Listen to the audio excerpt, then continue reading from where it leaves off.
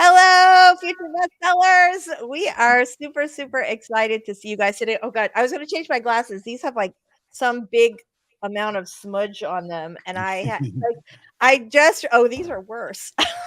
There's nothing like filthy glasses, is there? It's because mine are readers, and so I take them off and on all day.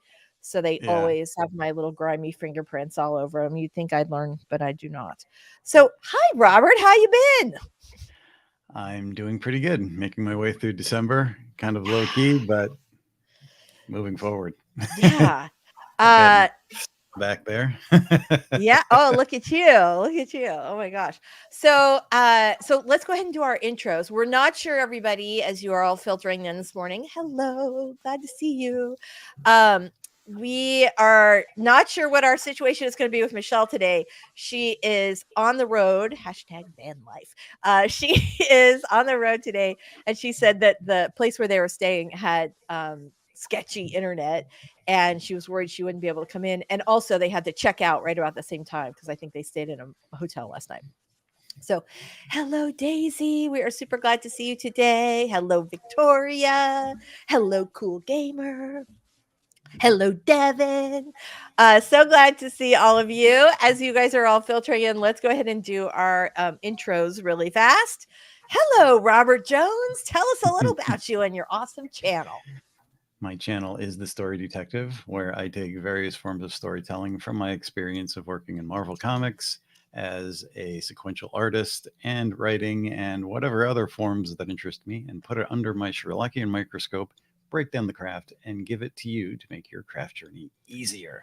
Love that. And I'm Lisa Daly. This is my channel. Oh, actually, you could be watching on Robert's channel too.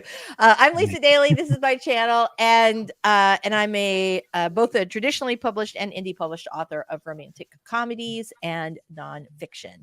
So I am super excited. I have not finished my book yet that I was working on, but I did get my 50,000 words for November for Nano.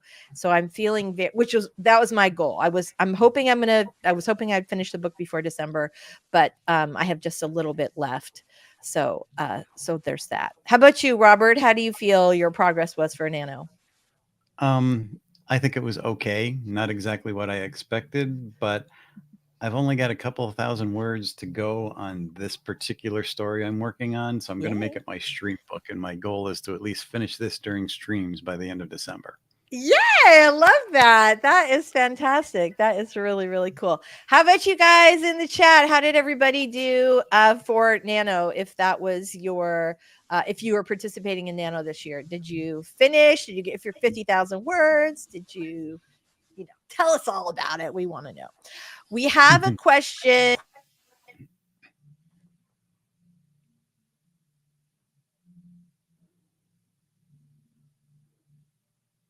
Your dialogue went out. Can you hear me now? Yes. Oh, but I can't hear you. Hold on. I think I messed up. Oh, yeah, it went back to my thing. Can you hear me now? Wow, I lost my speaker. That's not good. Okay. I'm going to have to just figure out what is going on with the mic. And I think the best way to do that is to do our first warm-up sprint. Sounds good. All right, here we go. So let me just pull that up while I solve all my little technical difficulties. Here we go. Dun, dun, dun. All right. So we are going to get started this morning with a 5-minute warm-up sprint. I think I just probably unplugged something. I don't know what it is.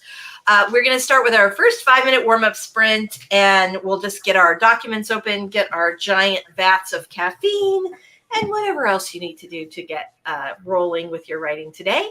And we are going to get started on that in 3, 2, 1. 5-minute sprint.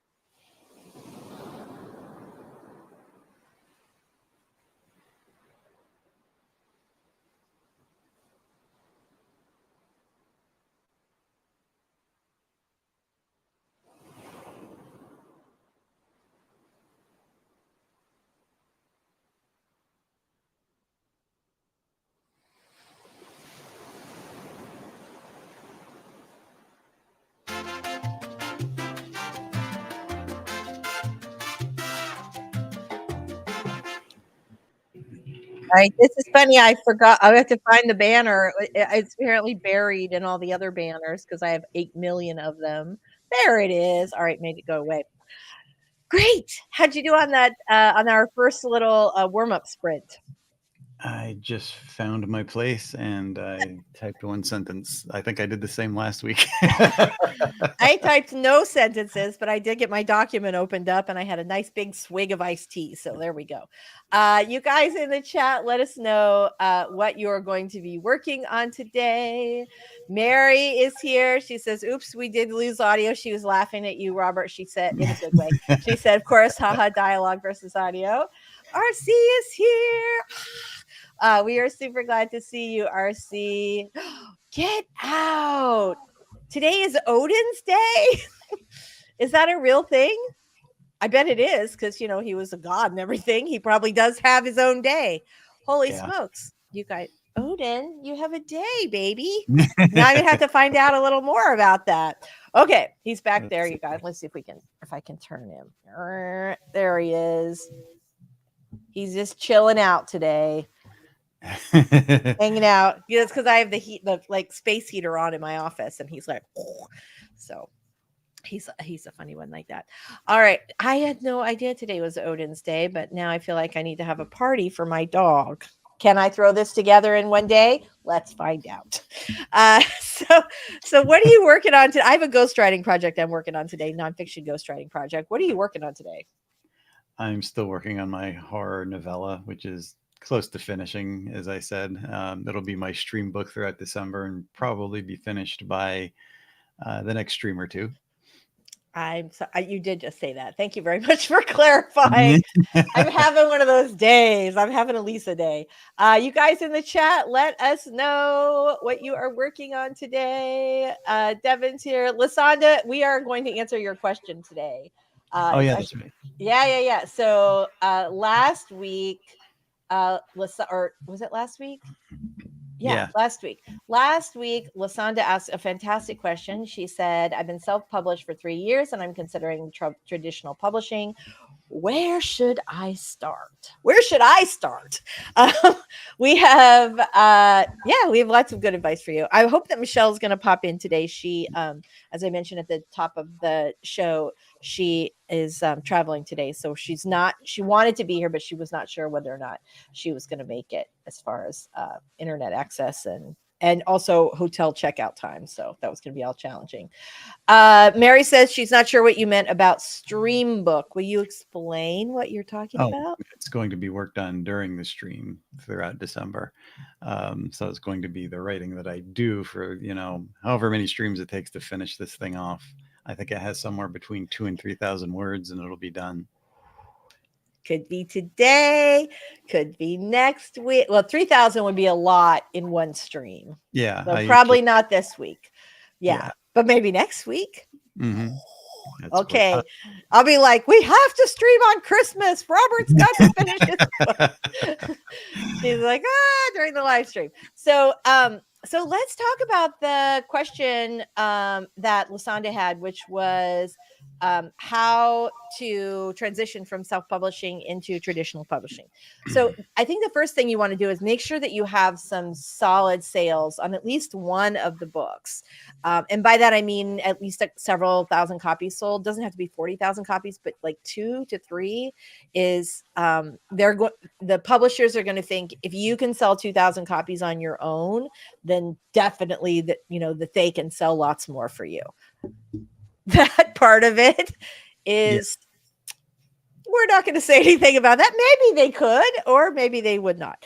But so if you want to transition from self-publishing to transitional publishing or to traditional publishing, it really helps if you already have published books that you have a sales track record. Now, that said, if your self-published books have not done that great and you're still hoping to go into traditional publishing, then I just would not mention them like in your, in your sort of proposal. have you, Lysandra, started reaching out for to talk to different literary agents? Or I mean, how, like, are you at the very beginning, like I just decided this last week and now what am I going to do next? Or are there things you have done so far? Because I think that would be super, super helpful to know. The agent is the tricky part. And for my mind, when I read this question, I almost read it in reverse because I immediately went back to a bunch of conversations on that Facebook writers group that talks about, what you can do to build up your numbers and how you can self-publish successfully. And almost everybody has it wrong. So I would say, um, How look at getting so? your book in the best of shape. Oh yeah. They don't want to look at getting any kind of outlying help aside from, strict editing principles, going over stuff, listening to it. There's a book that's going to help you greatly, and they all recommend the same book. I don't know what the book is. It might be a great book, but I've never heard of it. And Is it the Wide for the Wind book? no, that doesn't sound No. familiar. Okay. And basically, they're against all services because services are a lot of ripoffs, and most of them are. But there's so much convoluted information on how to get your book in good shape, and it's all about craft, and people do not want to believe that craft is a thing. And Lysandra believes craft is a thing. She's keep like telling on it. them that. So there's I think there's there's something to that. So like, I guess what I want to know is whether or not we are advising. Someone always calls me during the live stream. I do not know why. Even so I'm not sure if she's like got a book that she has already self-published that she's wanting to try to sell to a major publisher, or if she's like, okay, for book number 4, let's say, that I would like to submit this one traditionally. And is it that, are you looking to do something you've already published, or is it that you are looking to sell a new book to the publisher? yeah. Okay, we've got an answer. I've been thinking about it for a few months. I self-published to learn more about the business and grow as a writer. Very nice. Oh, and she does not want to wear all the hats. Well, that Okay. is a really valid reason for getting traditionally published. So I guess what I do is so I'm assuming since you have already self-published several books, that you're probably going to start with a new book for submission. Is that accurate? Let us know. Inquiring minds want to know. So let's just start off on that vein and assume that she's starting with a new book. If I'm wrong, Lysandra, tell me, and then we'll go back and do it the other direction. But let's say she's self-published a couple books and she has a new book and she wants to have it published traditionally. So the first thing you're going to do is start thinking about the comp titles for your book. Oh my God, look at you. 12 books. I've self-published almost 12 books in 4 years. You are my new hero. I plan to write new books to submit. Okay, perfect. All right. So here's what I would do. I would look at the new book that you are like, let's start with one. The new book that you are going to be submitting to literary agents. And the way to do that, you're not going to like do this whole big, like mass submission. You are going to think about the comparable titles for your book. And I wouldn't go older than like 2 or 3 years. And those books that you feel are like sort of a similar vibe to yours, that they, maybe in the similar genre, look back in the acknowledgement section and see who these folks are thanking as their agents. If you don't want to go through that kind of legwork, you can also subscribe to Publishers Marketplace. And they had basically, you can look up any traditionally published book. They have like a deal section, and you can find out who, they have sort of a reverse search engine, and you can find out who repped what book when it was sold, how you can't tell exactly how much money they got for it, but there's like a code. They say like in a good deal, a very good deal, and there's like a little cheat sheet on the side there to tell you like a reasonable deal is under 5,000, but a very good deal or an excellent deal is over this much. So So there's that. So you want to start with a literary agent and start and make sure that when you're pitching to literary agents that you are looking on each individual literary agent's website to make sure, or at least getting their submission guidelines, because even though they're going to be different for all of them, they are you want to stick to whatever they say. Like you don't want to piss them off from like the very first moment. So, okay. So this is our first thing, right? If you want to do this, you need to list of agents that you want to pitch to. So we are going to start with that. And then we're going to go do a 20-minute sprint. And when we come back, we're going to talk about the next step. Sound good? Let's do it. Sounds Okay. good. All right. Here we go. I have 1,000 tabs open, apparently. Here we go. All right. So this is going to be our first 20-minute writing sprint. And when we come back, we are going to talk some more about Lysandra's question, which I think is a really good one. And there's so many like great little subtopics. And then Lysandra, if there's anything specific, like if I'm being too general and there's something more specific that you want to know, then just call us out and let us know. We'll do that. All right, here we go, everybody. We're going to get started in 3, 2, 1. Right like the wind.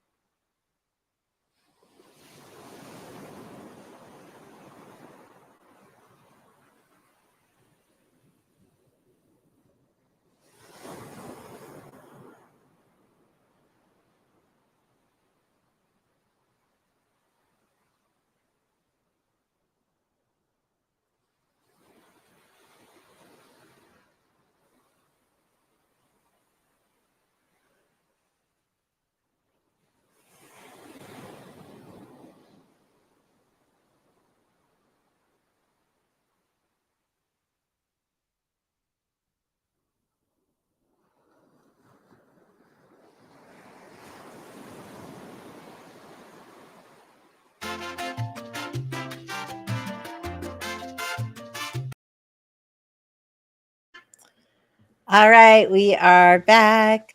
So, how'd you do on that first 20-minute sprint, everybody? Let us know in the chat. Robert, how'd you do on that one?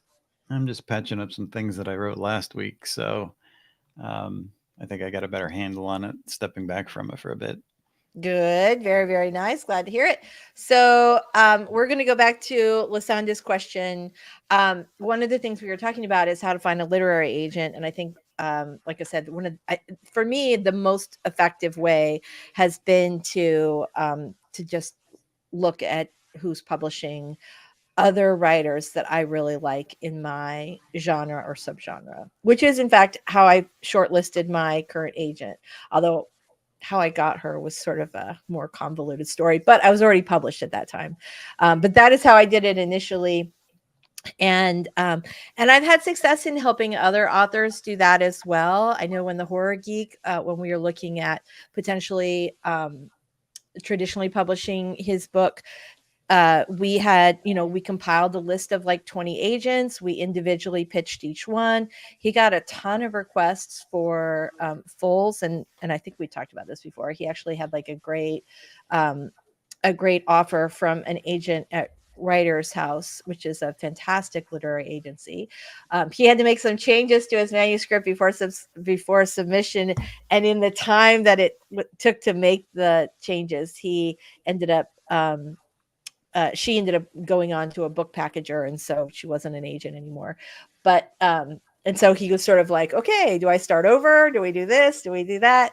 And I think that a lot of times people find themselves in that situation. But it has been for pretty much everybody that I've ever talked to about it, a pretty successful way to find an agent. You also have platforms like Query Tracker, which can help you do the research to find agents and make submissions and things like that.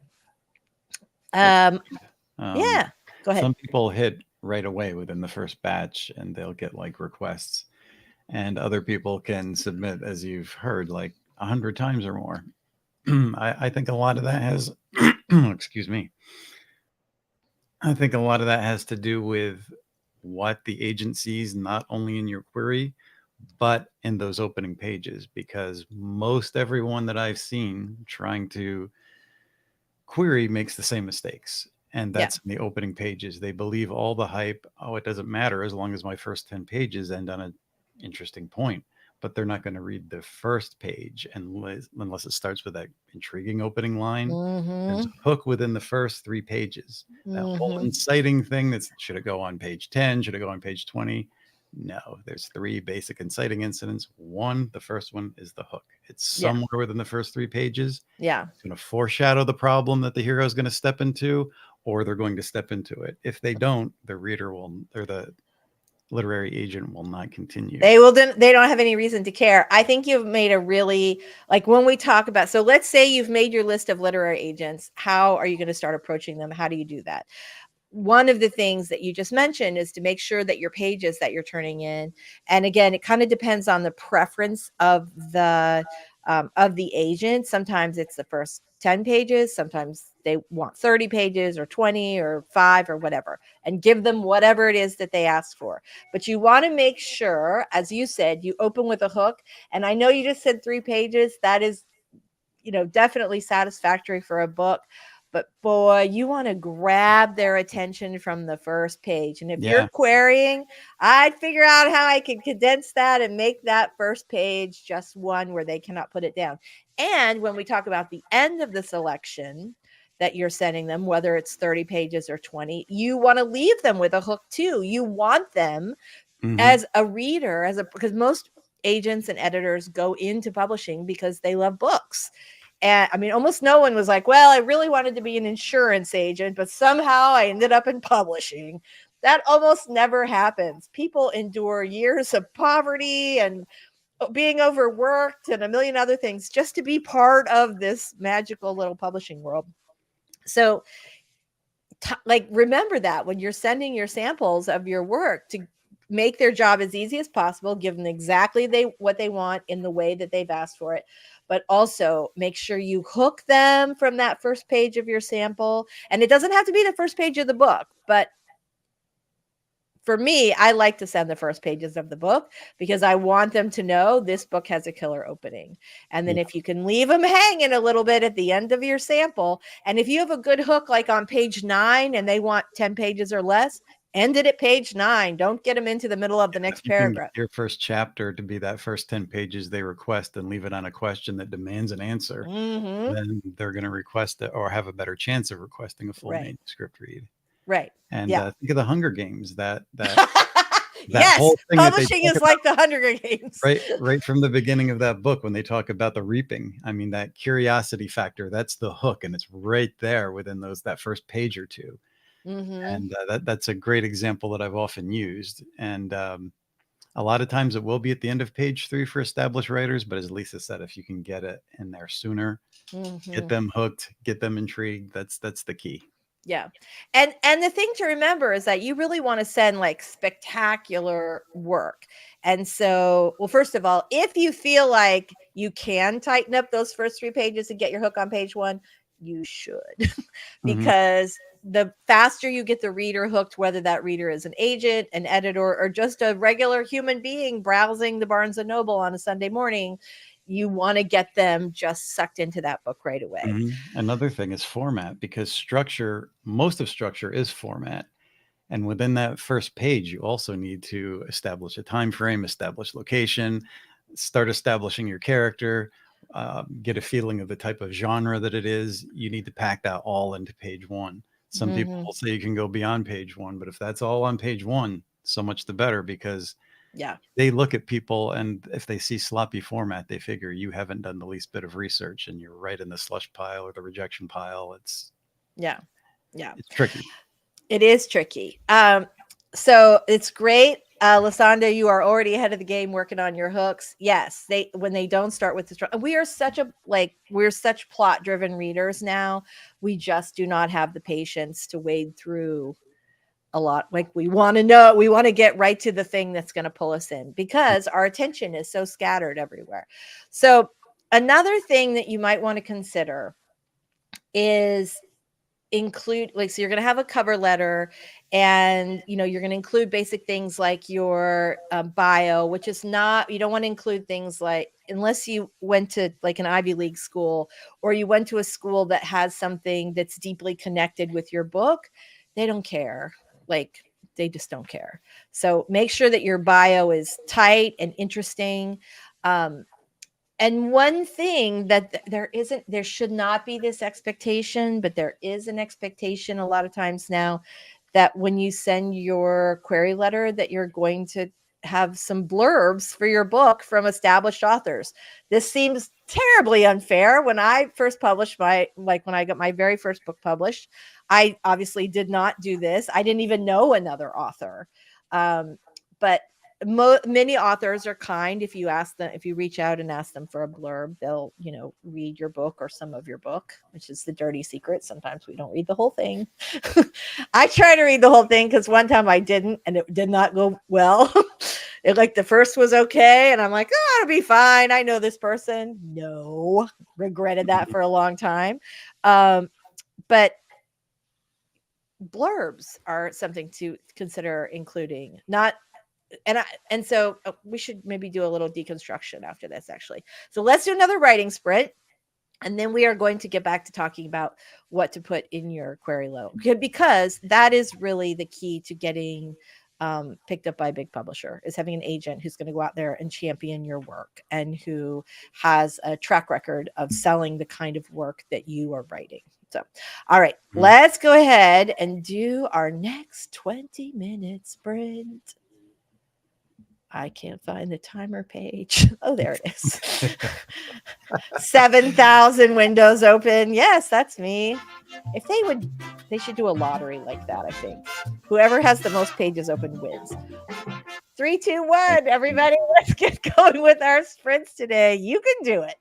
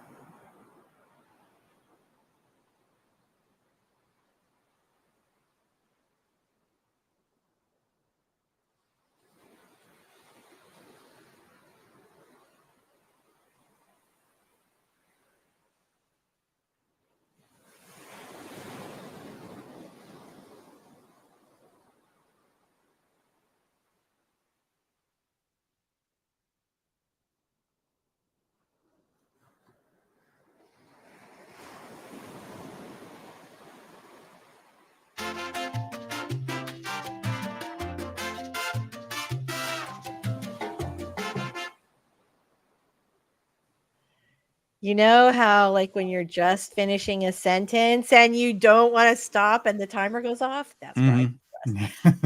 I was like, oh, I gotta keep going. I have to finish this sentence. Because you know how it is. You'll never, like, once you stop, you'll never forget, never remember what you were gonna write, especially after chit-chatting for 5 or 10 minutes. So we were talking about query letters, and one of the things that I mentioned was that I've seen it be really successful to for authors to include 1 or 2 blurbs, basically like 1 or 2, like you would find on the back of a book. Not the, I hate that. Let me just say this personal pet peeve here. So the back of the book description is called a blurb. And also the nice things that other authors or publications say about your book, also called a blurb. There's not that much printing on a book. It should not all be called blurbs, in my humble opinion, but it is. So when I say that you should maybe include a couple of blurbs in your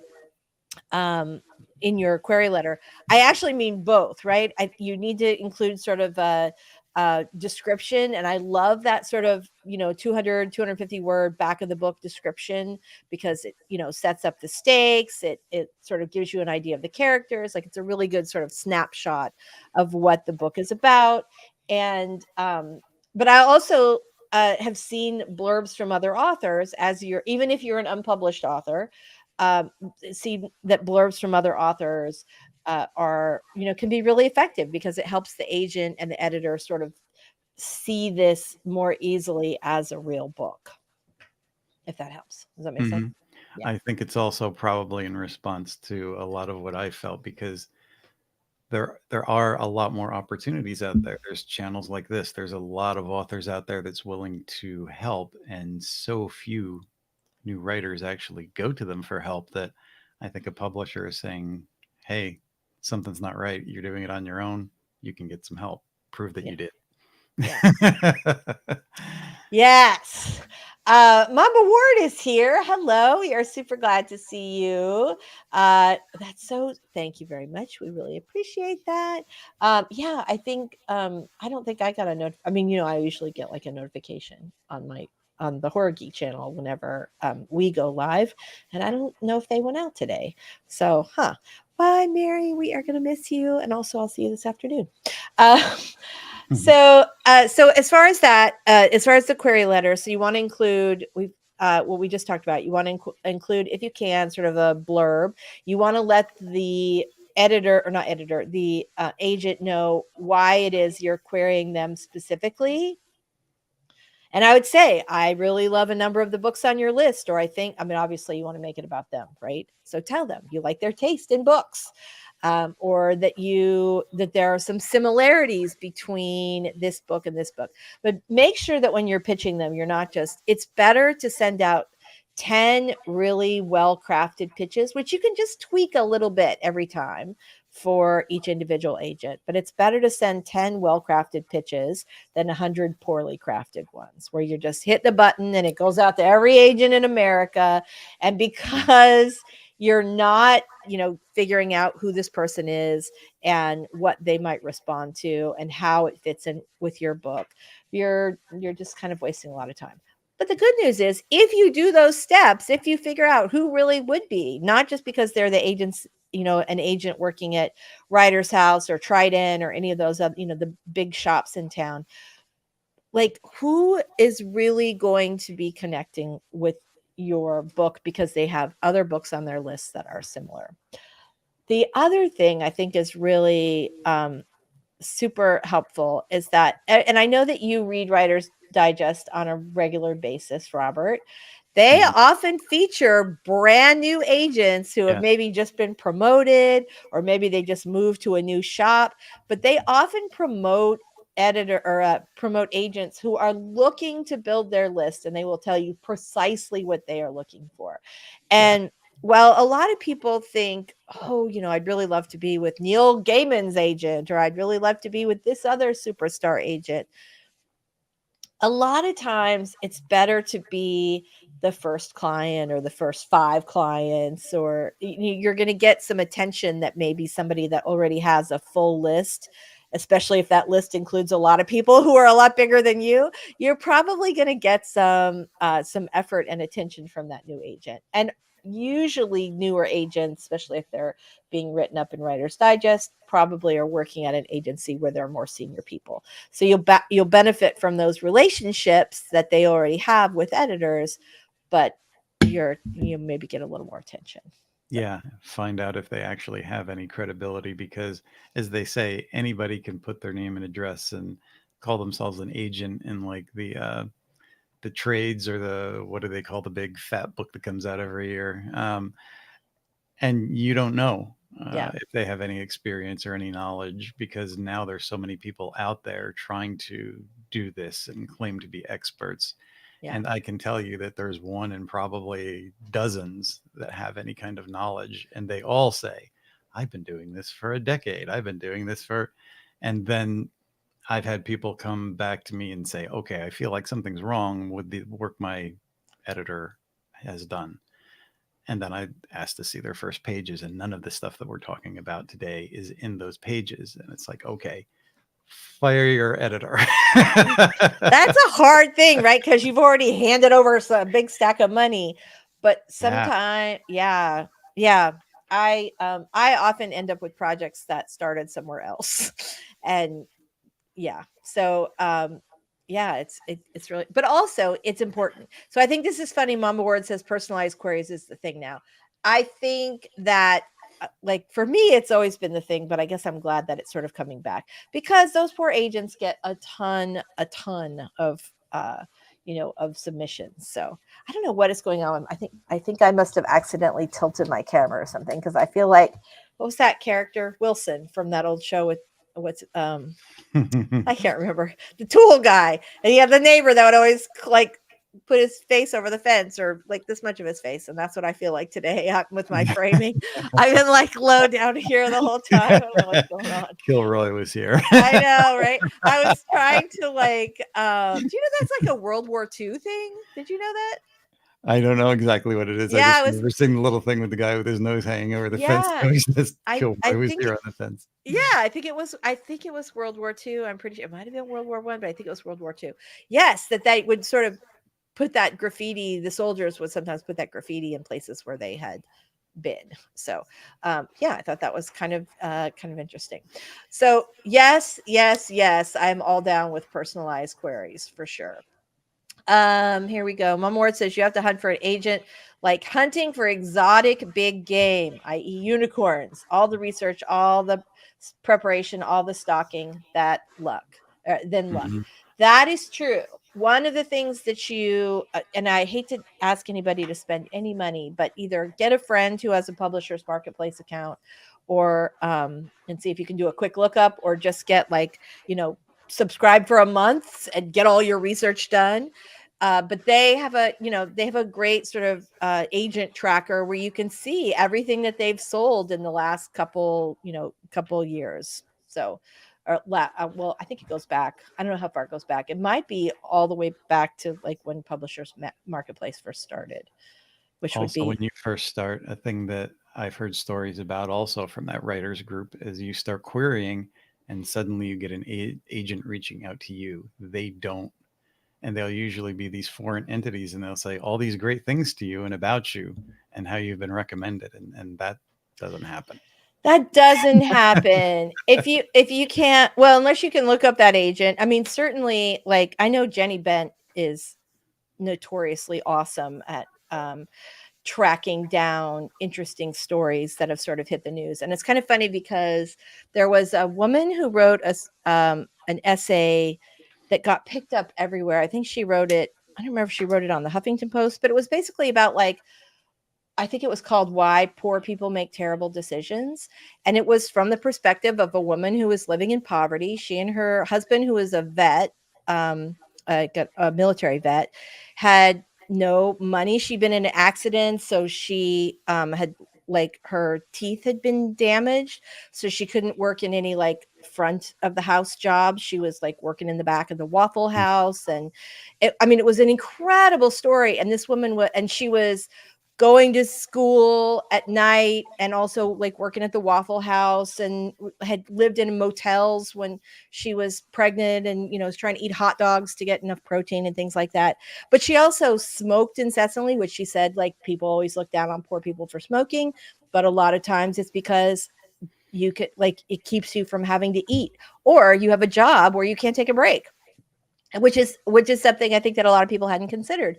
And this, or at least a lot of people who were not dealing with poverty hadn't considered. And it was so incredible and so well written, and it so clearly would have made a spectacular book. And I reached out to Jenny and sort of tried to connect them and said like, oh my gosh, this would be incredible. And it turned out that Jenny had already seen it, I think she'd already reached out, and the woman had already like signed with another agent. So they are looking, but it's very rare. It's just very rare. And that woman had received a ton of media around this particular essay. So if you've written some essay, or you've had a piece of your work, kind of go viral, then the idea of people reaching out to you to see if you are interested in selling a book is more realistic. But this idea that they're going to pick you out, like it's like the Lana Turner story where she's like sitting at a counter at in a restaurant, and some agent sees her and decides to make her a movie star. That just doesn't really happen very much in real life. Mm-hmm. Mama Word says a lot of vanity press, hybrid press sales have started showing up in the list. Yeah, absolutely. Absolutely. World War II. That's what I thought. I just wanted to double check. All right. Great question. 1,000 Great Books. Do authors include protagonists' full-blown philosophy in fiction anymore, like in a conversation or an internal dialogue, as reason for being or not being a certain way? And follow-up question. Develop your villain exactly at the same detail that you do your hero, because you should pretend, we've discussed this before, that you have like two protagonists, not a protagonist and an antagonist. Right. If you give your villain short shrift, you're jeopardizing your story. But you can't have him holding out a flag like, here's what I stand for and here's my entire biography and right. Do it, naturally, professionally and naturally. Yes. Right. So you're not going to, like, unless your protagonist is like a Ted Kaczynski, Unabomber in the, that was his name, right? I feel bad if I've just labeled some poor person named Ted Kaczynski as the Unabomber. I think that was what his name was. Anyway, let's just say Unabomber in a shack writing your big manifesto. If that guy is in your book, fine, you can do it. Yeah, show it through actions. If there's a conversation that happens where things kind of leak out, to a lackey or a friend or whatever, or a family member. Oh, this all started when he was abandoned at sick. Like you can help the reader piece together the story as maybe as the person is realizing why they are the way they are, or in a lot of cases, your protagonist doesn't quite know why, about this core wound, or maybe they have it and they've just been avoiding it. But a lot of books are about like people overcoming their stuff. And so in order for readers to know that they are in fact doing that, they have to know what the stuff is. But you can't, but a lot of times, think about how many people does your Uncle Charles, at Thanksgiving dinner, like, is he leading such an examined life that he knows his motives and reactions to everything, and can explain it with clinical clarity? No, most of us are just bumping around, no idea what we're doing. And a lot of times we're still impacted by the shitty thing that happened to us when we were 9. So they talk but about the hero's wound, but nobody talks about the villain's wound, and they were a wounded person too. Evil is created, it's not born in some evil form unless you're writing a fantasy story. Something happened to that villain and something made them the way they are. It's just that your hero can overcome their wound, and with your villain it's more chronic. They are the type of personality that's just not going to get beyond it. They're not gonna they're irremediable. Yes. Yeah. Unless we have what we have talked about before, which is that you have two essentially good people who just have opposite goals and only one of them can succeed. And those can be really, really great books. Really great books. Sisters coming through with home improvement. Yes, yes. Is it a good idea to do so? Oh, that was the other part of the question. Yes, but you don't want to do it in a way that's clunky, and you definitely do not want to have your protagonist, as I said, just saying like, this all happened because of my or here is my philosophy based on the fact that I was, that I had to share a room with my stepbrother at 17. Like, that is not how people talk. I mean, think about when you fall in love with someone or meet a friend for the first time. How do you find out their story?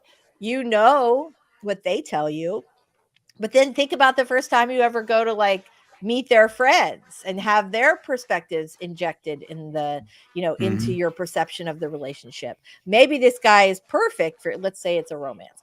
Maybe this guy seems perfect to you, but then there's something really weird going on with all of his friends, or everybody seems new. And like, why doesn't he have it? These people are his best friends, but he's only known them for 6 weeks. Why is that?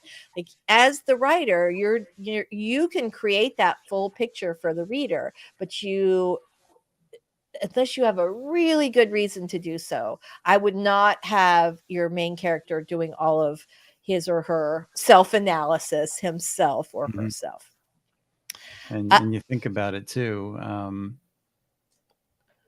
We're kind of living in a world environment where you see people all the time that are completely adamant about exactly the wrong reasons, or something that they heard from the news or the internet, and they'll just pick it up and believe it like 1,000%. This is true. This is my goal. This is what I'm going to fight for and knock down doors for. Right. Your villain is that kind of person.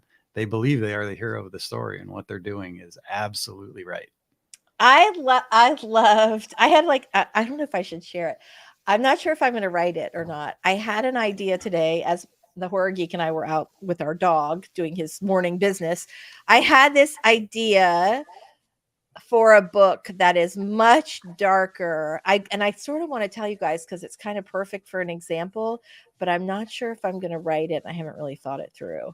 So I will save it because I feel like I could get into the discussion on the initial idea, but that I couldn't sustain it because I literally just thought of it this morning. So I will circle back on that. Mama Ward says that we read your book and loved it. I always respond with thanks for reading. Which was your favorite side character? What did you think of it? I think that's good. That happens to all of us on YouTube too, right? Don't you get like advertisers who say, we love your channel. I'm a huge fan of your channel. I would love to partner with you. And then you're like, we think this would be perfect for you if you would sell homeowners insurance on your writing channel. And then you're like, you've never seen my channel.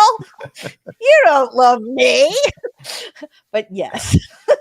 Yes. Oh yeah, exactly. All right. Maya says yes, Ted Kaczynski.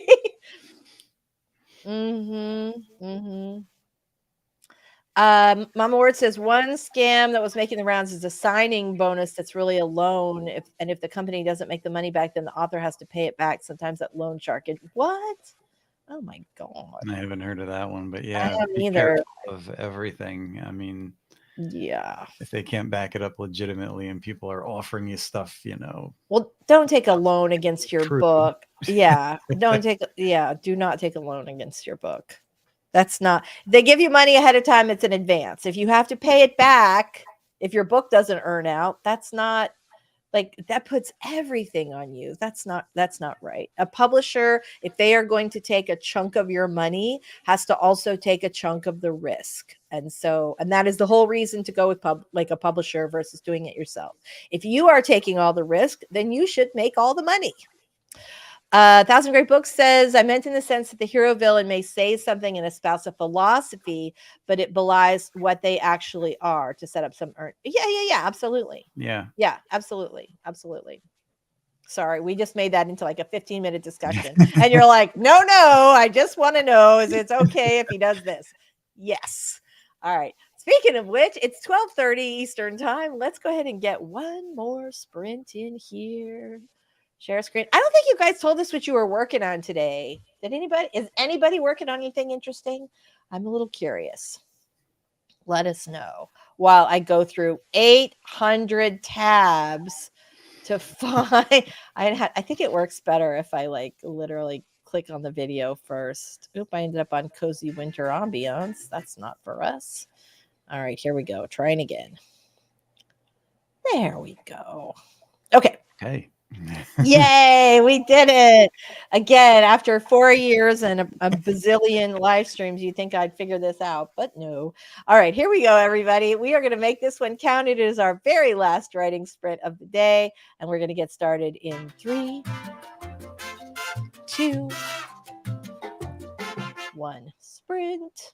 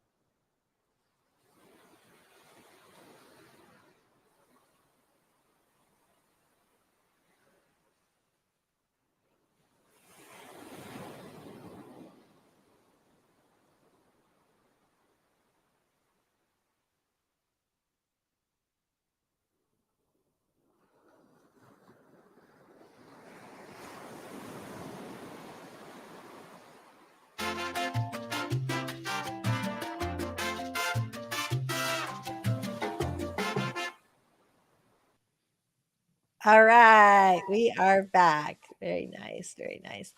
Ooh, let me get rid of this little banner. Very good. Let's take some questions. Uh, all right. She said, "Oh, this is worse." She said they don't make it clear. We were talking about this earlier about signing bonuses for authors that are actually loans from disreputable companies. They don't make it clear it's a loan. There have been a few lawsuits where the writers have to sign a thing that says they have to sign a non-disclosure. That is so freaking sketchy. Oh my gosh. Yeah. I'm sorry for anyone who's been through that. That is terrible. Um, Sisters is outlining by hand backstory for my red herrings and antagonists. Nice. Once I get those characters mostly hammered out, I can actually start writing. Fellow plotter, I see you. Mama Word says it happened to a friend of mine. She was lucky her sister was a lawyer. She would have lost her trilogy and had to pay a ridiculous amount. That is horrible. Yeah, Yes. holding their book hostage for Yeah. payment. Yeah. It sort of reminds me a little bit about what happened with Caro, with that disreputable publisher that she was entangled with and had to get out from. So, oh goodness. Yeah. Your rights, your rights. Exactly. Yeah. New writers get so excited about the idea of becoming the next famous author that they make mistakes. We all do make mistakes. Most of them are recoverable, but you certainly don't want to pay twice, 3 times, 800 times to just for the privilege of being in this really difficult profession. I hate to say, but my friend quit writing after the stress and trauma of it all. That's so sad. That's really heartbreaking. I hate to see people take advantage. I really do. And the thing is, like, certainly there's some uncertainty as far as like the services that we that we often need. Sometimes that editor might be a spectacular editor, but they're not the best editor for you. Sometimes it doesn't matter how many times we send your book to USA Today or whatever, but they're just not going to bite. Whereas somebody else, maybe you send it once and and they get a big write up. So there are so many uncertainties in this business that it can be really hard to navigate who's trying to rip you off and who's trying to do their job and it just didn't land, because nobody in publishing knows what book is going to hit. They just don't. And in fact, many of the top people at the big 5 publishers testified in that big Justice Department lawsuit that they don't have any idea what makes a book go. They just, in fact, I can't remember if he was the president of Random House or the CEO, but he basically said that's why we call it Random House, because it's random, which I thought was like, I wondered how their stockholders felt about that. Like, it's a lottery. And it's not really a lottery. Certainly, there are some things that you can do to make yourself more successful. It's a business, But it's a business, right? And it's a tough one. yeah, it's a really competitive business. And I think that's one thing that that people, our dreams are so wrapped up in this that sometimes it's hard to yeah. And our dream is what fuels us. But as I've always said, you have to know what you know, because don't expect the world to. The world is run by people who may not know a whole lot. Just because they're sitting behind a desk doesn't necessarily mean they're a genius either. They're paid right. a job. They have a certain craft criteria that they're looking for. When I first started out, I watched this video with an agent saying he didn't know what made a book sell either. It's just that he had a certain feeling for it. And if he was right, then people paid him to do that. And Right. Right. That's it. I mean, there are plenty of stories in publishing about the little book that could, some book where they, did like a 2000 copy print run and the thing goes on and just sells a gazillion copies. Shoot, I have a friend, his name is Ward Larson. He was initially a self-published author. He is not particularly strong with like promoting himself. He didn't really have a newsletter list. He's not on social media. Honestly, I knew him for a long time, and you could go to a party and he might not say two words to you. He's just like a very sort of introspective guy, lovely guy, terrific writer. But he's not out there like on social media every day, like, blah, blah, read my book. But he ended up doing really well. His book, even with no promotion, his books that he did with this very small publisher still sell as well as any of their current list authors. And he's been with Tor for, I don't know, 7 or 8 years now, which is an imprint of St. Martin's. And his books sell extremely well. But what makes him different from any other, and how, so this is kind of an interesting story. Oh, this is a Lana Turner story for any of you who who love those sort of publishing stories. Ward had originally self-published his book, and he was selling it at a local like bookstore that was in St. Armand's Circle, which is like kind of a fancy shopping area. When the two publishers of Ocean View Publishing, which is a mid-sized mystery thriller and suspense publisher, when they were first starting their publishing company, they're at that bookstore in Sarasota talking to somebody about how they're going to find good authors. And they said, oh, we have a local guy who's self-published. His books are pretty good. You should check those out. So they did. They made him an offer, and the rest is history. And then, he did several books with Ocean View, and then he moved on to St. Martin's. So that's a good story. I feel like we should leave with that. Yeah. That's a Cinderella story for you right there. Some authors get in just because they're charming, because they come up with an editor or an agent like that that's looking for somebody that seems to know what they're doing or seem like they can sell themselves. There's a lot of variables. There are a lot of, we don't have enough time for me to tell you guys this story this time, but I myself have a little bit of a publishing Cinderella story. So it was kind of a fluke. I'll tell you guys next time. If some of you have heard it, I think, because it's not the first time I told it, but it's a really weird and bizarre story. So if you guys want to hear it, remind me next week, and I'll tell you then. So I'm so sorry that we did not get to hang out with Michelle today. I think the traveling life is so it's one of those things that I so admire. I don't know how I would do with like being in a different place I know some people are like, I would just like to see America. I'm going to go all over. I'm like more of a homebody, although I totally would go to I'd go live in Paris for 6 months and then go live in Buenos Aires or some other place. Like I would, and then go live in Wisconsin. Well, I would not go live in Wisconsin because I have lived in Minnesota and I don't like that much snow, but any other place, Pittsburgh. Yeah, right. I would totally do that, but like for short period, like, okay, 6 months here, 4 months here, like that. But I am not a person who could like sleep in a different city every night. Anybody else think that sounds like their dream life? What about you, Robert? It sounds fun, but not for long periods. I admire it that like there's like an adventurousness in that kind of spirit. Mm-hmm. So I very much admire people like Michelle who do that. I remember when you guys remember that like super viral van life video? There was a girl, she was like an African-American girl with like the coolest hair ever. And she had the snake named Alfredo, and she was just impossibly beautiful and cool.